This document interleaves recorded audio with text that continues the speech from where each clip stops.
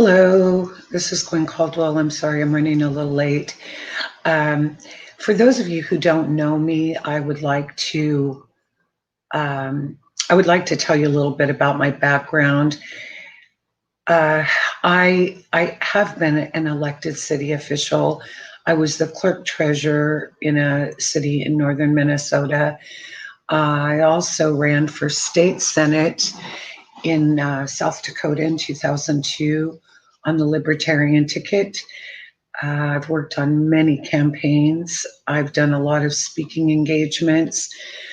Um, I was the founder and director of Voice of Women, which was an organization that basically fought, well, it primarily ended up being fighting for the rights of Native families because they were being removed from their families in violation of the Indian Child Welfare Act. And so I worked as a family rights advocate and advocated on behalf of the families. And I went throughout the state to different reservations and spoke to groups of people there and families who had lost their children. I also was able to force the state of South Dakota to give us legislative meetings so that they could hear our complaints. And so I've just done a lot of stuff that's on a more grassroots, just doing what you can do with where you're at. And it's really important now because we have so many people new that are running for office. They don't have these huge war chests coming into these elections. And so what their volunteers can do with what they've got, where they're at, boots on the ground, is what's going to help them win elections. And it doesn't matter if it's local, state, or federal, it's all the same. They need help. I would like to suggest right now, I'm especially addressing South Dakota now, petitions can't even be passed around to get on the ballot until January. And then the primary election is in June. So what I'm going to suggest right now, because candidates they can't even come out and say, oh, I'm running or whatever because of the FEC rules. So what I'm suggesting is that you have a penny bank, throw your spare change in there, do a swear jar, do a grassroots jar, whatever. Just start throwing money in there so that when they can run, you've got that money set aside that you can get to them right away. I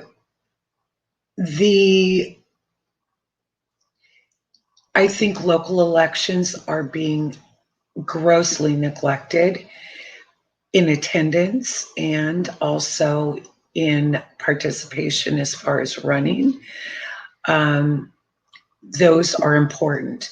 The sheriffs are the absolute most important office, more important than the president, in my opinion, really, because they are our last line of defense between us and the overbearing intrusion of the federal government.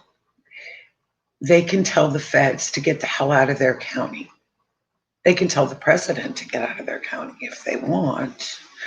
So it's just really important to get involved in those local elections and support those candidates to run, to show up at the meetings. They're a lot less likely to pull shenanigans. The more people that are there, the less likely they are to be doing the under the table dealings and that kind of thing, because they know they're being watched. People are participating and showing up. So the other thing I want to talk about is the process. Right now, even though candidates aren't, they're not declared. We'll just say they're not declared. We need registered voters. We need legal registered voters. You can go out right now and you can be registering voters. And the way I've won campaigns, I don't care what party they register in. I just want them to vote. I want them eligible to vote. I don't care what party. So you go to the door, or you meet them at the grocery store, or in front of the courthouse, or wherever you feel like doing your grassroots mobilization. And you just ask them, have you had a name change or a change of address since you last registered to vote? If the answer is yes, then you say, would you like to re-register to vote so that you are a legal registered voter at your new address or with your new name? And then you help them fill out the form, which you can get online. You can get at the auditor's office. You can get them at the post office. They're everywhere. Clipboards are cheap. You can pick them up at the secondhand store for a dime. So one of the things that I did, which I know and I understand a lot of people can't do, but if people were Democrats, I was campaigning for a Republican at that time, I would ask them, do you mind if I ask why you're a Democrat? And they would say, oh, my grandparents and my parents, we've always been Democrats, or they'll say, oh, because the Democrats are for the poor people and the Republicans are for the rich people, whatever they're. And, your relationship building, you're having a conversation, you're not judging, you're gathering information, and you're taking notes the minute you walk away from their door. The second thing to ask is, do you know anything about so-and-so? Whoever the candidate is that you're going to be supporting, do you know anything about them? Would you like me to send you more information? Or can I come back and drop off more information? Get their address. If you register to them to vote, you've got all their information. And then follow up. Best if you can knock on their door again and say, here's the information I promised you that I deliver. And then point out 3. And when you're doing this is, I don't know, there was some crazy, study at some liberal university that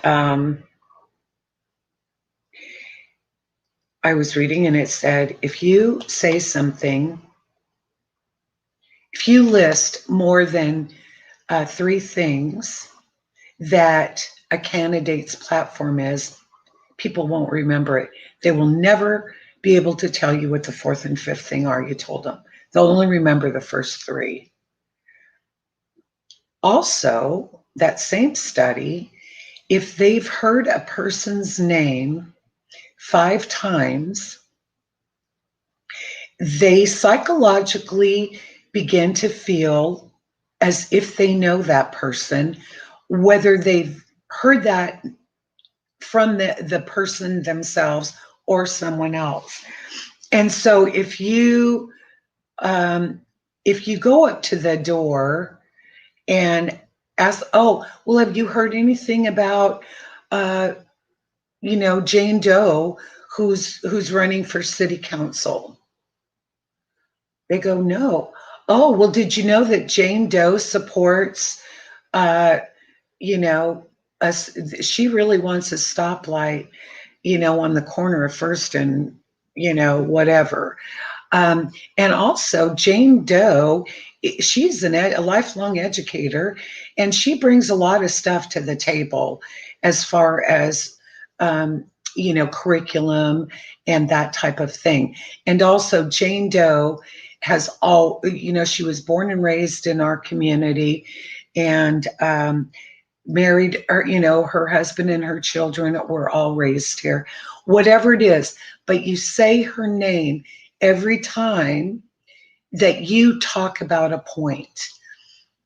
And so they're hearing that name 5 times. And then you can say, would you like more information about Jane Doe and her campaign? Yes, no, okay. If it's yes, then you make sure she gets sent a letter asking with a little bit of information about the candidate. And do they want to volunteer? Do they want to make phone calls? Do they want to hang door knockers? Do they want to put a sign in their yard? Do they want to make a financial contribution to the campaign? So follow up is really important because that's what builds relationships. Then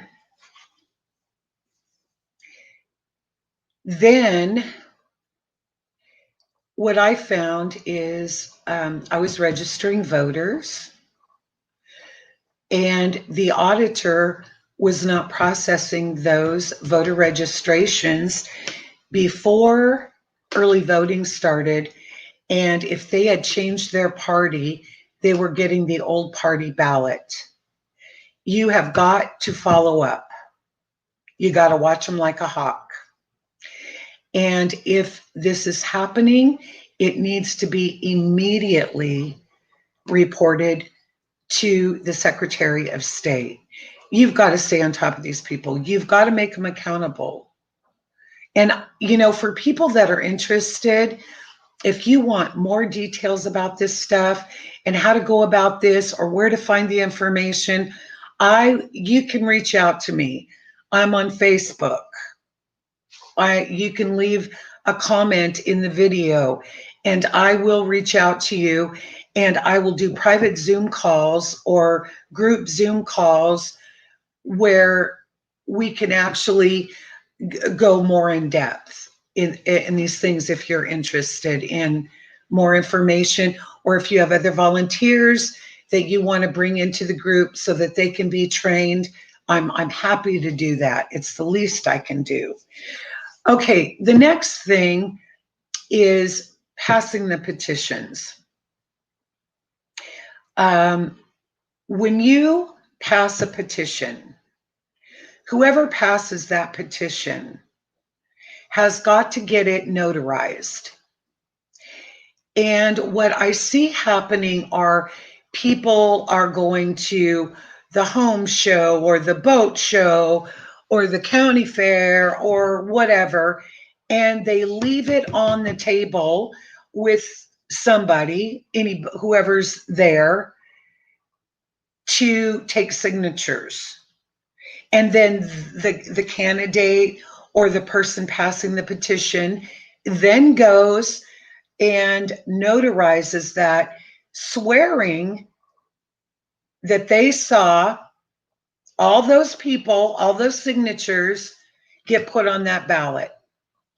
And if you left that somewhere and you didn't see somebody sign it, you're committing perjury. And if you're a candidate, they can stop you from running for office because you did that. And if you're just somebody working, you can go to jail. They can fine you. And they will go after you, especially if you're working for a candidate that they don't want you working for. You've got to be really smart and really careful about the rules. It cost me $25 to get a bond, and I got my own notary. I was a notary. And which is helpful if you're campaigning to do. It doesn't cost anything. You can get the application online at the Secretary of State's office. And then I don't know, it didn't cost me very much, maybe $20 for my notary stamp. And it's worth it. I recommend that you do that. Um, and then the actual going out and door knocking or putting door hangers on people's doors and that kind of thing. It's really important to not engage in political chatter with them or in any kind of confrontational way. It's really important to be upbeat, kind, respectful, all through this whole process. You've got to be thinking about relationship building. You are the face of the campaign. You don't have to dress up, but don't wear holy jeans. You know, when you're talking to people, if they slam the door in your face or they say they're not interested, well, have a good day. Thank you for, letting us stop by. If they have a no solicitation sign, observe it. Don't make people mad, you know. The other thing is having a place for your volunteers to meet. It could be in somebody's basement, in your living room, an office, whatever. But make sure that you're providing some snacks, whether that's granola bar, pizzas, cookies, and water. It's these volunteers go out, they work long hours, they're tired, and it's nice to be able to offer that. And maybe that, if you own a pizza parlor or a grocery store or something, maybe that's your contribution to the movement. You're providing snacks and bottles of water. And don't do pop. Do not do pop. Do water. Pop either gets people all hyped up or just the opposite, and it's not good for them anyway. Give them water. They want pop, they can buy it themselves, that kind of thing. Okay, so it's important to be, if you're running a campaign or if you're coordinating volunteers, communication is essential. Being respectful to them and helping them when they have questions and answering questions so they feel confident going out and doing the work. And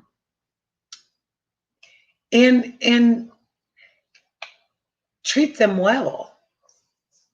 Feed them, give them water, give them the energy that they need to keep going. That's really important. Letters to the editor, social media posts, that kind of thing. Do your research.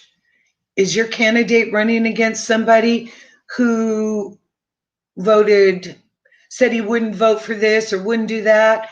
And then you go look up all the bills and dang, he absolutely did everything he said he wasn't going to do. You write those bills down, what they are, that they sponsored or co-sponsored. You print them out and you take them around and you show people. This is what we don't want.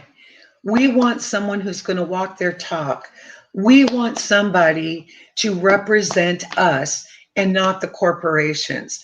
We want somebody who's going to listen to the people of this district. We are hiring them to represent us. So that's effective because it's black and white proof that they're not doing what they said they were going to do. That's what got John Thune elected. Was showing people what a hypocrite and a liar Tom Daschle was. And if you think one county doesn't make a difference, I'm here to tell you, Shannon County, 90% of the registered voters were Democrats, and we got 51% of the vote for Republican Rhino John Thune. We didn't have a big crew. I mean, maybe this many out working in that county. And that's a big county. It's a lot of land. And the houses, I mean, there are some cluster houses, but a lot of the people live out in the districts.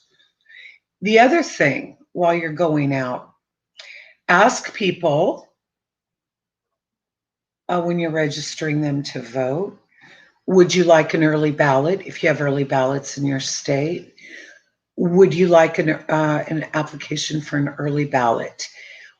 Or will you need a ride to the polls? Do you have a way to get to the polls?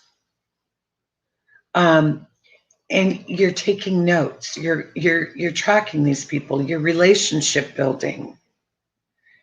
So all of that's really important. Okay. Signs. Signs are important. Getting them out is important. And knowing where you put them so you can go back and get them after the election is important. Right now, if you see a spot, you can go and ask whoever owns the property, hey, can we put a 4x8 election sign on your property in June or in March or April or whatever? And before your primary in whatever state, it's different in every state. But so that you're doing all of the groundwork now so that when it comes time to campaign, you're not out trying to register voters and all of that. You're on the ground campaigning. So we have an opportunity, a window of opportunity now to start putting some money aside for candidates and registering the voters, getting, start that relationship building, finding spots for signs and that kind of thing. All of that can be done right now. Let's see. Posts on social media. You should never don't attack the opponent. Never. No matter what they say, no matter what kind of comments you get, always take the moral high road. Always have something positive to say. If you want to go after them on their campaign promises, or if you want to talk about the bills that they sponsored or co-sponsored that was against the will of the people, be very specific about that. Just the facts, ma'am, but don't make it a personal attack. You never want to do that because it makes you look like a jackass and it gives them the foot up, which we don't want to do. So that's really important. Editorials, should be always things that are positive about the candidate.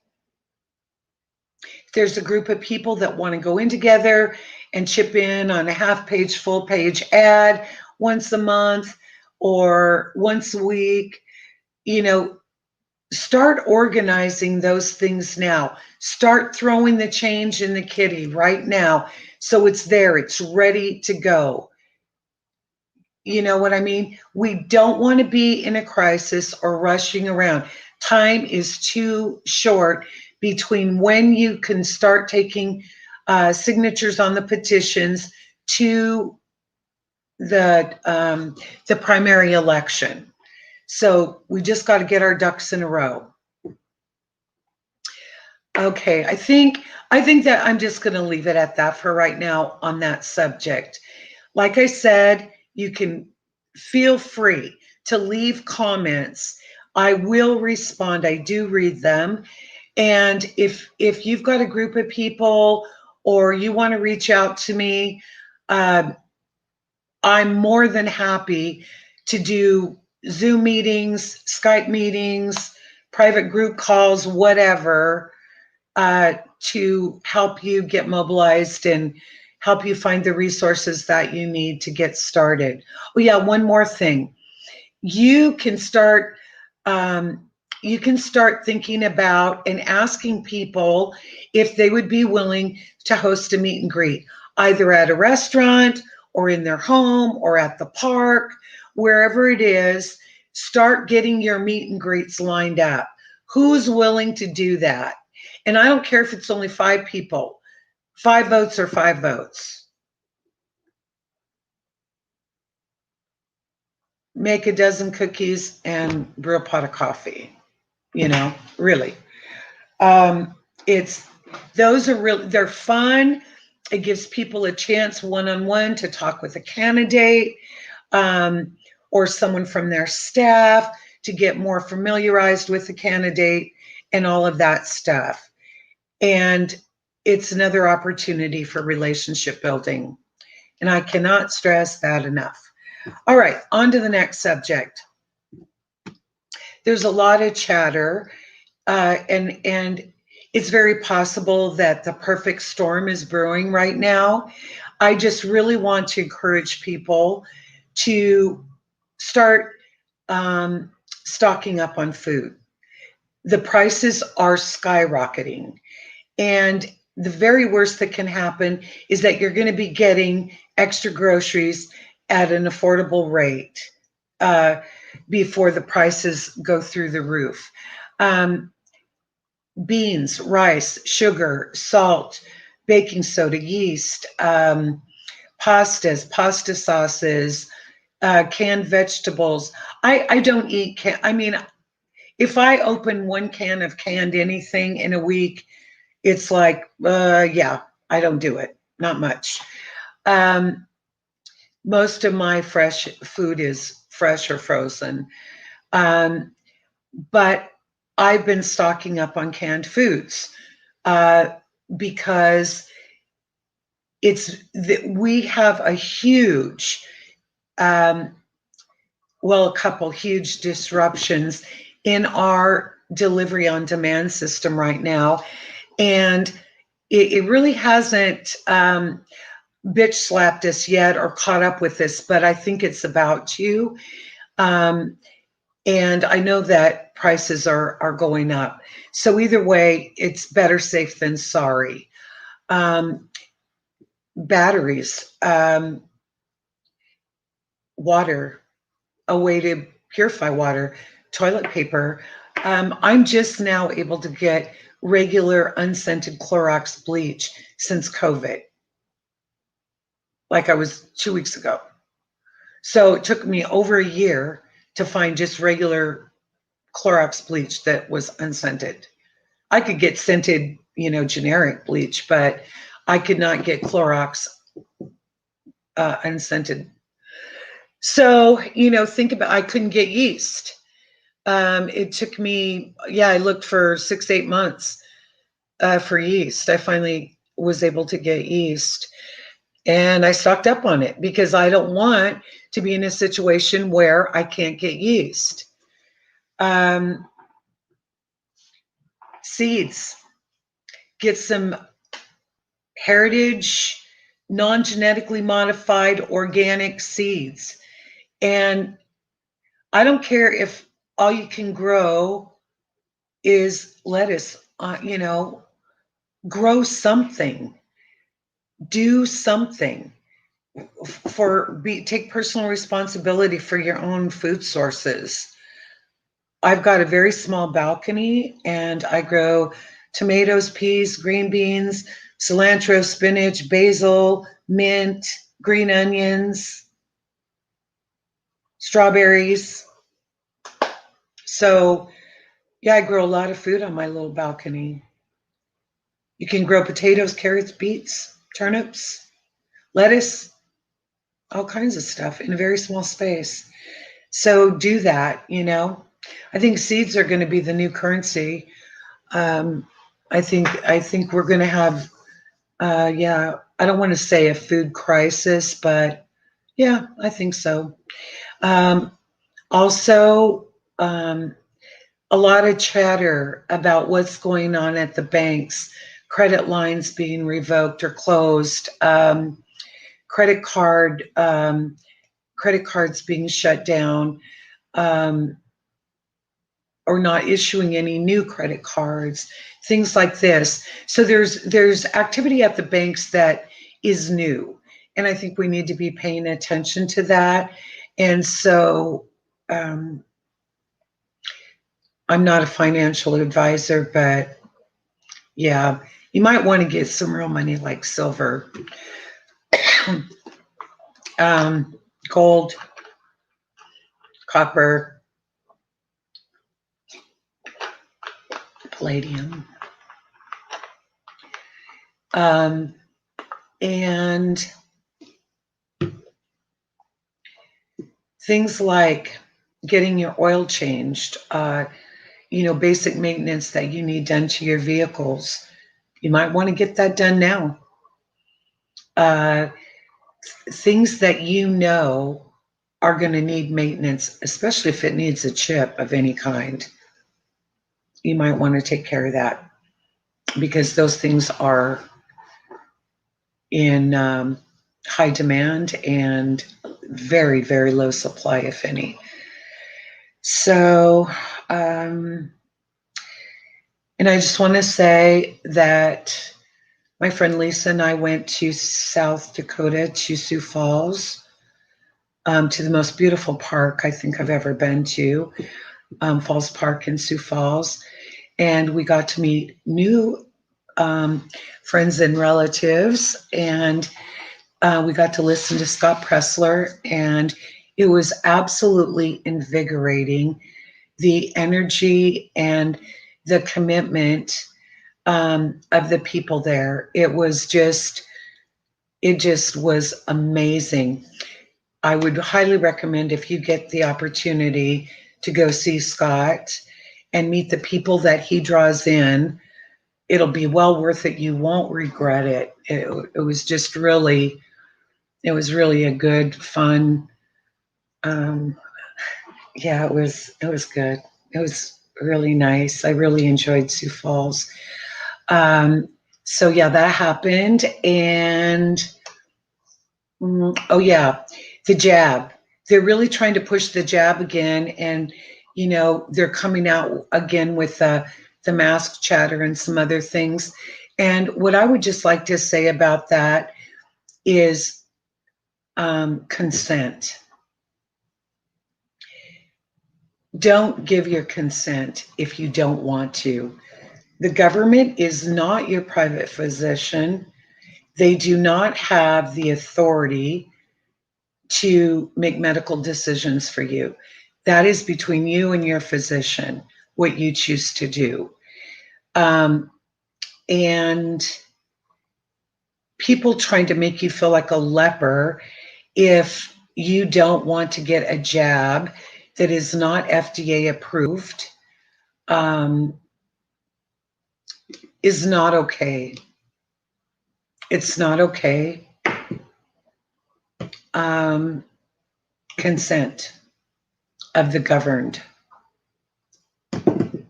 So anyway, all right. Well, thank you for joining me. If you appreciate the videos and the content that I put out, you can subscribe to my YouTube channel. You can join the I Am Gwen Caldwell video group on Facebook. You can donate at PayPal, which the description is in the box below, I believe. Or you can go to Gwen Caldwell Photography and purchase photography to support my efforts. Or you can go to blackoxygen.com/G Caldwell and do the best thing for your immune system that you could ever possibly do. And that's get some black oxygen organics in your system.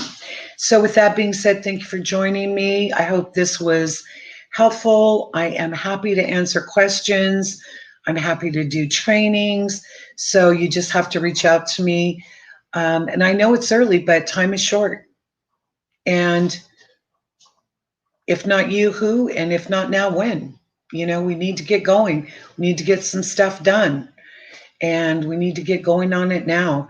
Pretty soon it's going to be, oh, it's Thanksgiving. Oh, it's Christmas. And oh, it's a blizzard. No, no, no, no, no. Right now, before we have to cut firewood. Let's do it. So reach out to me if you need more information or if you want volunteers trained or you've got questions or whatever. I'm more than happy, and I've got the time available to do that right now. So I'm really happy to be of any assistance I can be. I really don't know how else to help. And this is something that I do know a lot about. I know what works and I know how to streamline it. And so this is my wheelhouse. It's where I do what I do best. So anyway, I'm really happy to help. All right, so everyone have a great week, and yeah, stock up on some food. It's really important. And hey, if you've got little guys, get extra, diapers, wipes, that kind of thing, extra cleaning supplies, disinfectants, while it's still available, because some of these things, a lot of that stuff comes from China, and there's so many cargo ships sitting out in the ocean that can't even come into dock to unload because there aren't enough truckers to truck the stuff once it comes off the cargo ships. So it's really going to start slowing down and catching up with us. So really be mindful of that so that you're not in a crisis when the crisis hits. All right. Good night. Have a good evening. Thank you for joining me.